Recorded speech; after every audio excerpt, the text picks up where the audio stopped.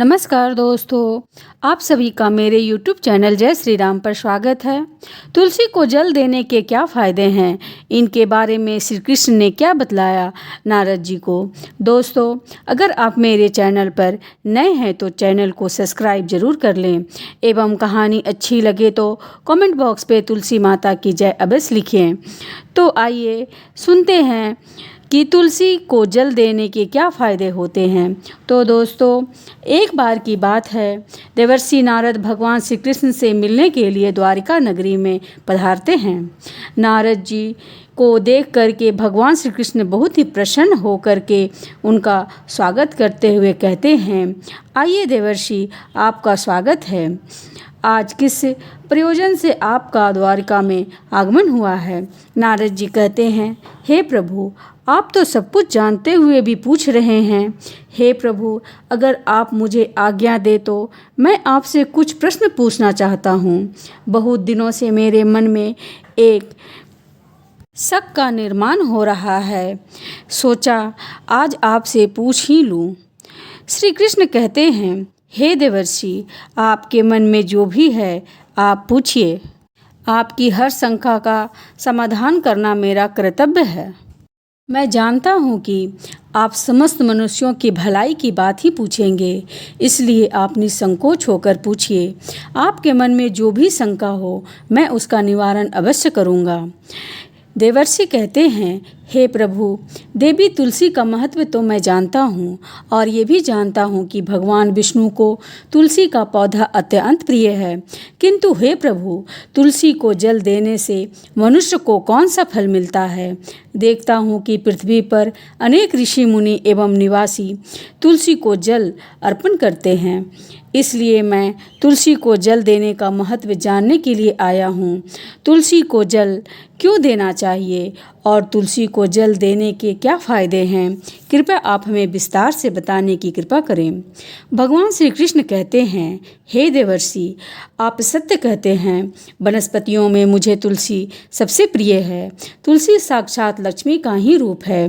तुलसी के बिना भगवान विष्णु किसी प्रकार का भोग भी ग्रहण नहीं करते हैं। हे देवर्षि, आज मैं आपको तुलसी को जल देने का एक बहुत महत्व प्राचीन कथा सुनाता हूँ। इस कथा के माध्यम से आपको आपके सभी प्रश्नों के उत्तर मिल जाएंगे। तो जो भी इस कथा को ध्यान से सुनता है उसे 100 वर्षों तक तुलसी को जल देने का फल मिलता है।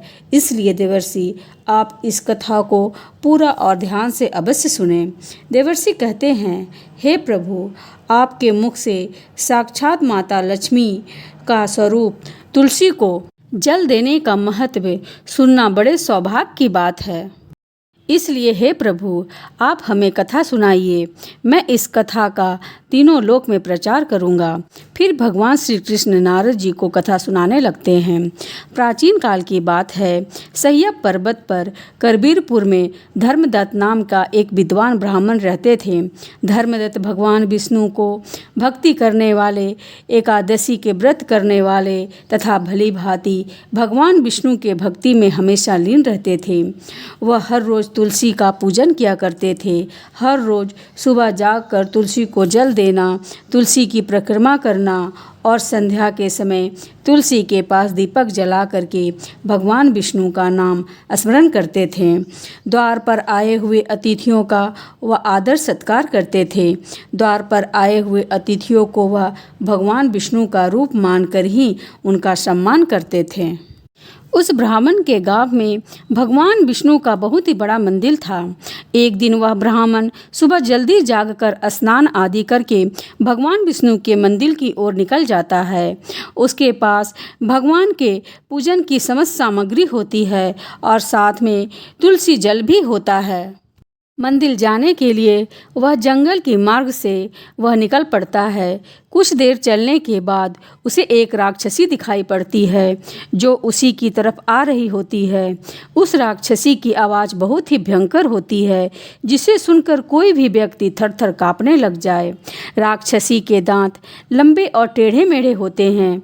उनकी लपलपाती जीभ, धसी हुई लाल रंग की आँखें, नग्न शरीर और बड़े बड़े ओठ, सिर पर बड़े बड़े सिंह होते हैं जिसे देखकर कोई भी साधारण मनुष्य भयभीत हो जाए। वह भयंकर राक्षसी ब्राह्मण को देख करके उसे खाने के लिए उनके तरफ आने लगती है। राक्षसी सोचने लगती है, आज तो बहुत ताज़ा ताज़ा मांस खाने को मिलेगा, आज मेरा शिकार मेरे तरफ ही आ रहा है। उस राक्षसी को देख करके वह ब्राह्मण भयभीत हो जाता है और भगवान से प्रार्थना करने लग जाता है। वह ब्राह्मण उस राक्षसी से बचने के लिए झाड़ियों के पीछे छिप जाता है, लेकिन वह राक्षसी उसके नज़दीक आ जाती है और कहने लगती है कि हे मनुष्य, तुम मुझसे बच नहीं सकता, तुम्हारा मृत्यु तय है। आज ईश्वर ने तुझे मेरा भोजन बनाकर भेजा है, इसलिए तुम बचने का बेकार ही कोशिश कर रहा है। इस जंगल में मुझसे कोई नहीं बच सकता। जो भी प्राणी मेरे पास आता है वह मेरा भोजन अवश्य बन जाता है। मुझे पता है कि तुम झाड़ियों के पीछे छिपा हुआ है, तुम्हारी आकृति मुझे साफ साफ दिखाई दे रही है, इसीलिए तुम जल्दी से मेरे सामने आ जा। राक्षसी की ऐसी बातें सुनकर ब्राह्मण के पसीने छूटने लगते हैं। वह भय से थर्रा उठता है, उसका अंग अंग कांपने लगता है। फिर वह ब्राह्मण भगवान विष्णु को याद करके सोचने लगता है कि मैं भगवान विष्णु का परम भक्त हूँ, नित्य उनकी पूजा करता हूँ, मुझे राक्षसों से कैसा भय। यदि भगवान की यही इच्छा है तो मैं राक्षसी के सामने खड़ा हो जाता हूँ। फिर वह ब्राह्मण साहस करते हुए बाहर आ जाता है और साहस करते हुए वह पात्र में रखा हुआ तुलसी का जल उस राक्षसी के ऊपर फेंक देता है। तुलसी से मिश्रित जल जब राक्षसी पर पड़ता है तो राक्षसी का अंग अंग जलने लगता है और उस राक्षसी का उग्र स्वभाव अचानक से शांत हो जाता है और फिर उसे अचानक से उसके पिछले जन्मों का स्मरण होने लगता है। उसने पिछले जन्म में जो जो पाप कर्म किए थे वह सब उसे याद आने लगा और उसे नरक में कौन कौन सी सजाएं भुगतनी पड़ी थी, सब कुछ अचानक से उसे याद आ गया। फिर वह राक्षसी उस ब्राह्मण की ओर देख करके कहने लगी, हे ब्राह्मण देवता, आप कौन हैं? आपने मुझ पर ये कौन सा जल डाल दिया है जिससे मेरा आत्मा शुद्ध हो गया है, मेरी दानात्विक प्रवृत्ति नष्ट हो गई है। जो मैं तो यहाँ आपको अपना भोजन समझकर खाने के लिए आई थी, लेकिन अब मेरी भूख भी शांत हो चुकी है और मुझे अपने पूर्व जन्म के कर्म याद आने लगे हैं। किस कारण से मुझे राक्षसी का शरीर प्राप्त हुआ? पूर्व जन्म के पाप के कारण ही मैं इस दशा में पहुँच गई हूँ। इसलिए हे ब्राह्मण देवता, मुझे क्षमा करके बताने का कष्ट करें। ब्राह्मण कहते हैं, हे राक्षसी, मैं भगवान विष्णु का भक्त धर्मदत्त हूँ और मैं तुम पर तुलसी से मिश्रित जल डाल दिया है, जिससे तुम्हारे दुष्ट स्वभाव का नाश हुआ है। हे राक्षसी, तुम मुझे बताओ कि तुम कौन हो, तुम कहाँ से आई हो, इस वन में राक्षसी बनकर क्यों भटक रही हो, किस पाप के कारण तुम्हारी ऐसी दुर्दशा हुई है, सारी बातें विस्तार से बताओ। यदि तुम्हारी मुक्ति का कोई उपाय हो तो मैं अवश्य करूँगा। फिर वह राक्षसी कहने लगी, हे ब्राह्मण देवता, मैं आपको अपने पूर्व जन्म की कहानी सुनाती हूँ। पूर्व जन्म में सौराष्ट्र नाम के नगर में भिक्षु नाम के एक ब्राह्मण रहते थे, जो अत्यंत गुणवान, पुण्यवान एवं धर्म का पालन करने वाले थे। मैं उनकी पत्नी थी और मेरा नाम कलहा था। वह जन्म में मैं बहुत ही भयंकर स्वभाव की स्त्री थी। मैंने वचन से अपने पति का कभी भला नहीं किया, कभी उन्हें भोजन नहीं परोसा। मैं अकेले ही मिष्टान भोजन करती थी और पति को बासी भोजन खिलाती थी। मैंने हमेशा अपने पति को आज्ञा का उल्लंघन किया, कभी उनकी कोई बात नहीं मानी, हमेशा अपनी ही मनमानी करती थी। कलह करना मुझे विशेष प्रिय था। मैं हर रोज़ अपने पति से कलह करती थी। मैंने कभी भी अपने पति के माता पिता की सेवा नहीं की, उनके साथ हमेशा ही दुर्व्यवहार किया। मेरे पति मुझसे सदा दुखी रहते थे। मेरे आचरण से उन्हें बहुत कष्ट होता था। मेरे दुष्ट आचरण से दुखी होकर मेरे पति ने दूसरी स्त्री से विवाह करने का विचार किया।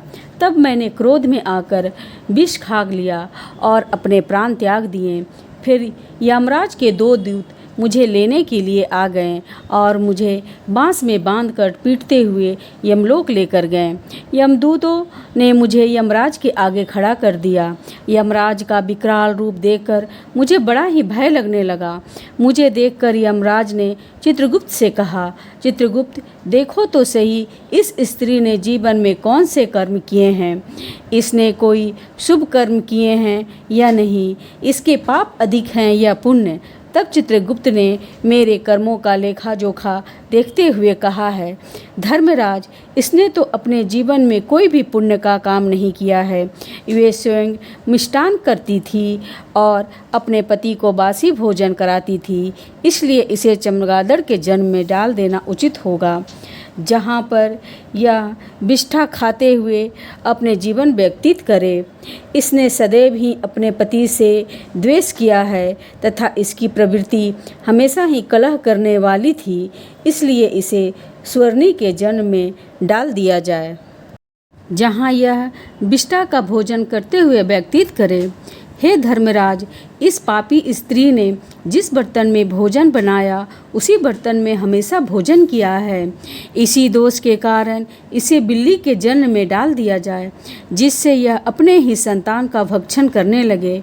इस स्त्री ने अपने पति को मोहरा बना करके विष ग्रहण कर आत्महत्या किया है। इसे इस दैनिक कार्य के लिए कुछ काल के लिए प्रेत बनाकर पृथ्वी पर निवास करेगी। इसे दूतों के साथ मरु प्रदेश में भेज देना चाहिए। वहाँ पर यह अनेक वर्षों तक प्रेत का शरीर धारण करके रहेगी।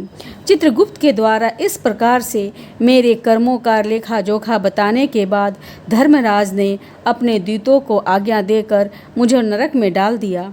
नरक में अनेकों वर्षों तक सजा भोगने के बाद मुझे अलग अलग प्राणियों के जन्म में डाल दिया गया। इस प्रकार से अनेकों पशुओं के जन्म में प्राप्त करके अब मैं इस जन्म में प्रेत बनकर घूम रही हूँ। प्रेत के शरीर में आकर मुझे 500 वर्ष बीत चुके हैं। इस प्रेत के शरीर में मैंने अनेकों निष्पाप मनुष्यों को खाया और अनेक प्राणियों का भक्षण किया है। फिर एक दिन मैंने भूख प्यास से पीड़ित होकर एक पुरुष के शरीर में प्रवेश किया। उस पुरुष के साथ मैं कृष्णा नदी के तट पर आ गई। वहाँ पर भगवान विष्णु के भक्तों ने उस पुरुष के शरीर से निकालकर बलपूर्वक वहाँ से भगा दिया। हे ब्राह्मण देवता, तभी से मैं भूख प्यास से व्याकुल होकर प्रेत बनकर इधर उधर भटक रही हूँ। आज इस जंगल में मैं अपनी भूख मिटाने के लिए ही आई थी। तब मेरी नज़र आप पर पड़ी, लेकिन आपके हाथों से तुलसी मिश्रित जल मेरे ऊपर पड़ने से मेरे पाप नष्ट हो गए और मुझे मेरे पूर्व जन्म का स्मरण हुआ, जो मैंने आपको सारा बता दिया। हे ब्राह्मण देवता, आप मुझ पर कृपा कीजिए। आप कोई पुण्य आत्मा दिखाई पड़ते हैं। कृपया आप मुझे ये प्रेत के शरीर से मुक्ति दिलाइए। फिर वह धर्मदत्त ब्राह्मण कहता है कि हे राक्षसी, तीर्थ स्थान, दान तथा व्रत आदि कार्यों से मनुष्यों के पाप नष्ट हो जाते हैं, किंतु तुम इस समय प्रेत के शरीर में हो, इसलिए ये कार्य नहीं कर पाओगी। तुम्हारी ऐसी दुर्गति देखकर मुझे बड़ा दुख हो रहा है। तुम्हारा दुख देख करके तुम्हारा उद्धार किए बिना मेरे मन को शांति नहीं मिलेगी। मैं भगवान विष्णु का भक्त हूँ और मैं नित्य तुलसी को जल देता हूँ, तुलसी को प्रणाम करता हूँ। शास्त्र कहता है कि जो तुलसी को जल देता है उसके समस्त पाप नष्ट हो जाते हैं, इसलिए मैं तुम्हें मेरे तुलसी को जल देने का पुण्य प्रदान करता हूँ। ये पुण्य लेकर तुम उत्तम गति को प्राप्त हो जाओ, ऐसी मैं श्री विष्णु के चरणों में प्रार्थना करता हूँ। इतना कहकर धर्मदत्त ने भगवान विष्णु का स्मरण करते हुए तुलसी मिश्रित जल उस राक्षसी के शरीर पर डाल दिया और कहा, हे प्रभु, मैंने सच्चे हृदय से जो तुलसी पर जल चढ़ाया है उसका पुण्य इस राक्षसी को देता हूँ। कृपा करके इसे मुक्ति प्रदान कीजिए। जैसे ही वह तुलसी मिश्रित जल उस राक्षसी पर पड़ा। उसका राक्षसी शरीर भस्म हो गया और उसके शरीर से एक दिव्य रूप धारण किए हुए स्त्री निकली। वह साक्षात देवी के समान तेजस्विनी दिखाई दे रही थी। उसका रूप देख करके ऐसा प्रतीत हो रहा था जैसे वह स्वर्ग से उतरी कोई अप्सरा हो।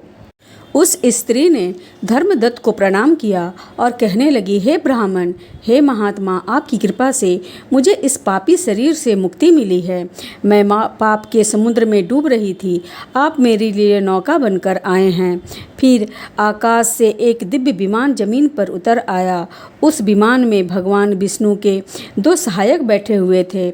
उस दिव्य विमान और उस पर बैठे हुए सहायकों को देखकर धर्मदत्त को बहुत प्रसन्नता हुआ। उन सहायकों को प्रणाम की।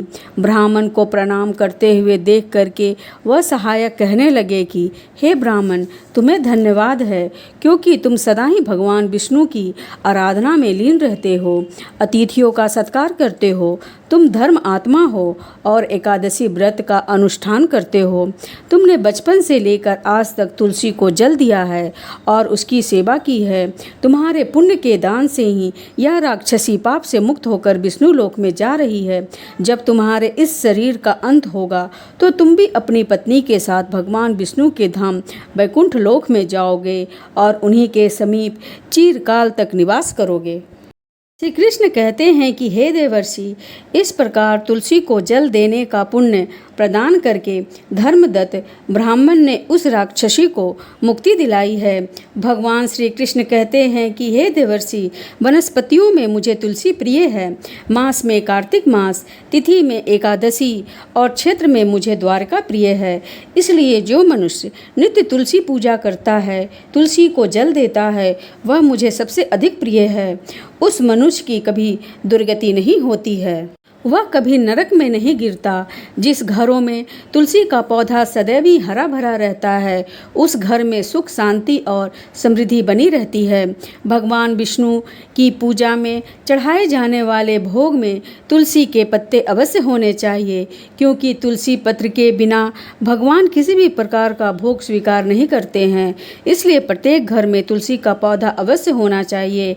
जहाँ पर तुलसी का पौधा हो, वहाँ पर आसपास थूकने से घोर अनर्थ होता है। तुलसी के पास जल से भरा हुआ पात्र भी नहीं रखना चाहिए।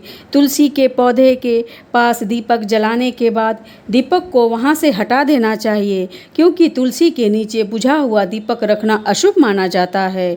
जिस स्थान पर शास्त्र के अनुसार मासिक धर्म के दौरान महिलाओं को तुलसी के पौधे में पानी नहीं डालना चाहिए और तुलसी को स्पर्श करना भी वर्जित है। तुलसी में बिना स्नान किए जल नहीं देना चाहिए। पैरों में चप्पल आदि का पहनकर भी तुलसी को जल ना दें। तुलसी को जल देते समय ध्यान रहे कि वह जल आपके पैरों पर ना पड़े, इससे तुलसी का अपमान होता है। श्री कृष्ण कहते हैं कि नित्य तुलसी के दर्शन से मनुष्य को स्वर्ग की प्राप्ति होती है और तुलसी पत्र के सेवन से उसके सभी पाप नष्ट हो जाते हैं। तुलसी का पौधा हमेशा घर के सामने लगाना चाहिए। इसे पूर्व अवस्था उत्तर दिशा में लगाना सबसे अधिक शुभ होता है। हे देवर्षि, इस प्रकार से हमने आपको तुलसी को जल देने का महत्व सुना दिया है। अब आपकी सभी शंकाओं का समाधान हो गया होगा। देवर्षि कहते हैं कि हे प्रभु, आप धन्य हैं। आपके मुख से तुलसी को जल देने का महत्व सुनकर मुझे बड़ी प्रसन्नता हो रही है। इस कथा का श्रवण करके मेरे मन के सभी शंकाओं का समाधान हो गया है। अब मैं इस कथा का तीनों लोक में प्रचार करूँगा। तो दोस्तों, इस प्रकार से भगवान श्री कृष्ण ने तुलसी को जल देने का महत्व नारद जी को सुना दिया। दोस्तों, आपको यह कथा कैसी लगी कमेंट में अवश्य बताएं। अच्छी लगी तो ज़्यादा से ज़्यादा शेयर करें एवं चैनल को सब्सक्राइब करें।